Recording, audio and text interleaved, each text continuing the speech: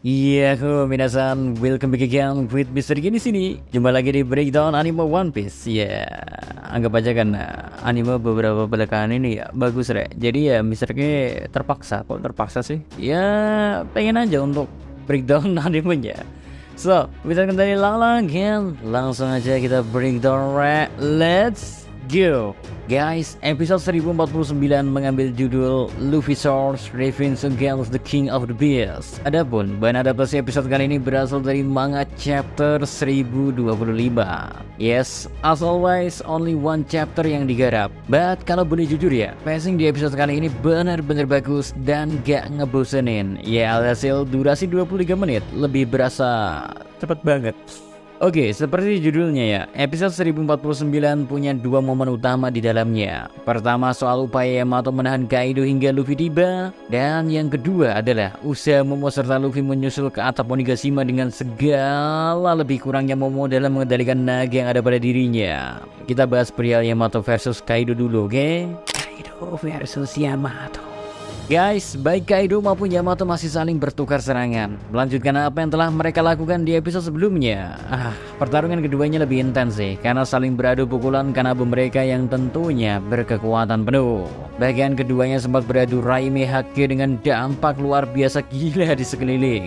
Nah, pas adegan mau meledak ya, efek dari benturan kedua Raime Hake ini ya, ada detail yang mana menunjukkan wajah Yamato kecil.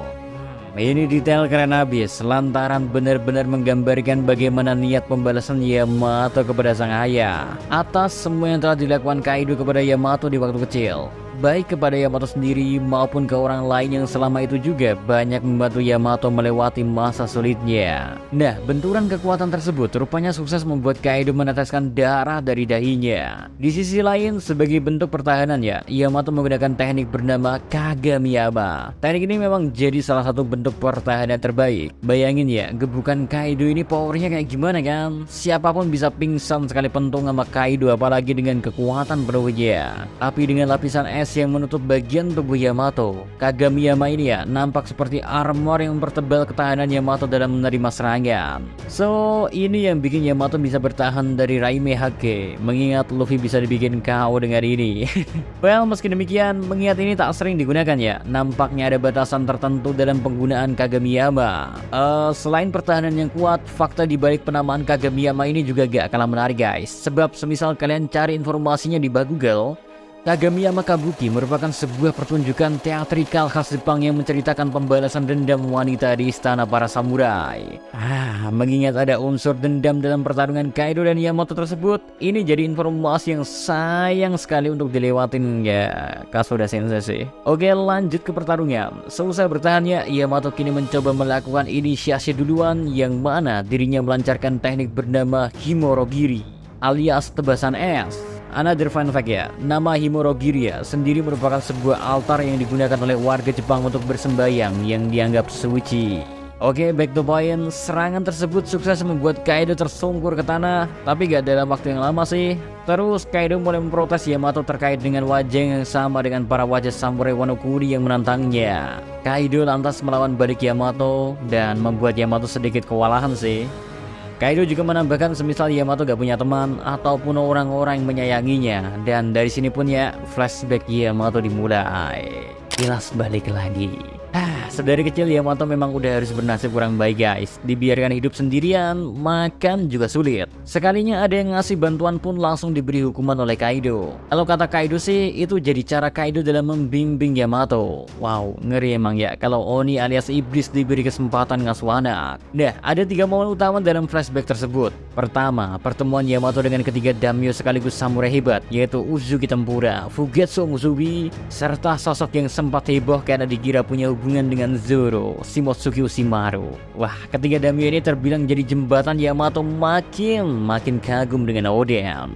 Apalagi ketiganya sempat menceritakan keunikan lautan dan dunia. Sampai akhirnya ketiga daimyo ini memutuskan untuk mempercayakan pertarungan 20 tahun mendatang kepada Yamato yang memang mengatakan ingin berperang bersama samurai Wano Kuni. Nah, sebagai upaya yang bisa mereka lakukan ya, di detik itu juga ketiga daimyo memutuskan untuk melawan Kaido sebagai langkah agar Yamato tidak mati di gua seperti yang diinginkan Kaido di awal. Walau perjuangan ketiga daimyo itu harus berkorban nyawa, meski tak sia-sia karena pada akhirnya Yamato punya peran penting untuk saat ini. Next berkaitan dengan Ash. Seperti yang kita udah tahu ya, Ash dengan gagahnya sempat berniat menantang Kaido yang membuat dirinya malah menemui Yamato. Dari situlah keduanya makin akrab dan sebelum berpisah ya, Yamato memberikan Fever Cut kepada Ash. Walau sayang seribu sayang, Fever Cut itu telah terbakar seiring dengan kematian Ash. Dan flashback ketiga ya, ini nih yang paling ngundang emosional. Tepatnya pas Yamato dikasih makan di waktu dia kelaparan. Kalau di manga ini cuma sekilas saja, tapi di animenya digali cukup mendalam. Sosok yang memberi makan kepada Yamato ini sudah jelas adalah bagian dari Beast Pirates. Terlihat dari pakaian yang ia kenakan, juga cara ia memanggil Yamato sebagai Onihime-sama. Ia memberikan kebaikan gak cuma makanan, tetapi juga selimut biar Yamato gak kedinginan. But gak lama berselang ya, rupanya tindakan orang baik tersebut terdengar di telinga Kaido, sehingga nasib naas harus menimpa orang itu. Makin berasa nyeseknya pas dibawa orang tersebut ya. Di episode animenya ya, menambahkan onigiri yang telah terkena tetesan darah, yang berarti orang ini kayaknya mau ngasih makanan itu lagi ke Yamato. Sayang udah keburu dihukum mati duluan. Bener-bener yang ya gimana ya, pinter emang episode kali ini untuk mengatur momen emosionalnya. Oke, tentu saja Yamato menyadari betul Kaido tanpa ampun melakukan itu semua. Di sisi lain ya, Kaido menginginkan Yamato segera sadar bahwa Yamato takkan bisa berteman bersama manusia. Dan Kaido pengen ya Yamato menguasai mereka dengan kekuatan. Oke, kita ke timeline saat ini ya. Yamato yang sepertinya kalah stamina dan power dibuat babak belur oleh Kaido sebab beberapa serangan telak telah mengenai Yamato. Momen roller coaster Luffy. Nah, sekarang kita ke bagian penting lainnya di episode kali ini guys, yaitu Momo dan Luffy yang bersiap terbang menuju Onigashima. Well, meski sudah berubah menjadi dewasa, lengkap dengan naga yang juga jadi naga beneran ya, Momo still being Momo. Lantaran dirinya masih takut akan ketinggian. So, dua orang ini ya saling beradu mulut dari awal si Momo jadi naga beneran lah. Luffy yang buru-buru maksa Momo buat terbang, sedangkan Momo minta Luffy buat lebih sabar. Sedangkan di sisi lainnya, Shinobu maupun kru Lau lainnya ya, yang melihat hal tersebut cuma bisa terdiam tanpa berkata sepatah kata pun. Lalu ada sedikit tambahan kecil di momen Momo mau terbang bersama Luffy, yakni saat Luffy menarik paksa kumis naga milik Momo.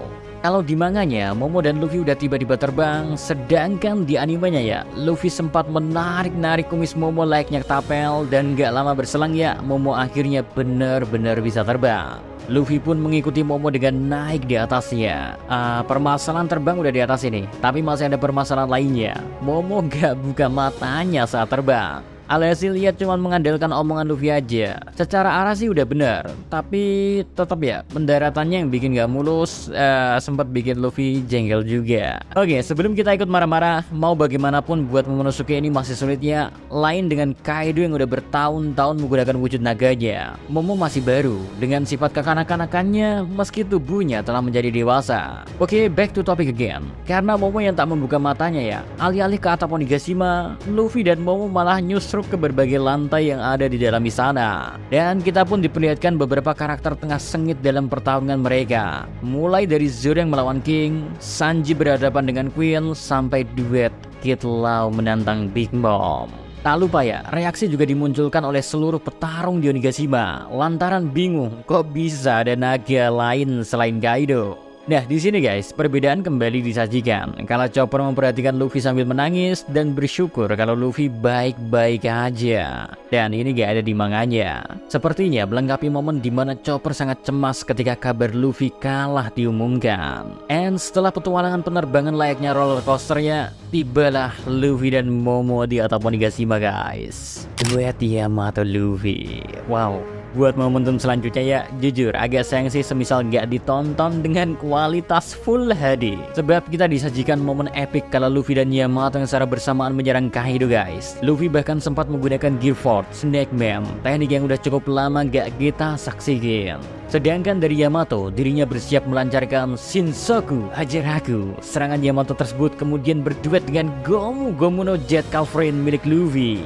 Dan kualitas visual luar biasa pun memuaskan Mr. K ketika kedua serangan penuh ya, yang penuh dengan ambisi dan kekuatan ya, punya Yamato maupun Luffy secara bersamaan menghantam Kaido sekaligus mengakhiri episode terbaru kali ini. Gak sabar nih, ini nikah nanti kayak gimana ya. Oke, itu tadi guys breakdown episode 1049. Pertarungan terakhir ya benar-benar jadi penutup yang manis ya, waktu duetnya Yamato dan Luffy. So kita bakal tunggu lagi episode berikutnya. Semoga aja masih baik-baik aja visualnya, jadi Mr. K agak mood untuk nge-breakdown. Tapi kalau enggak ya nggak tahu dah.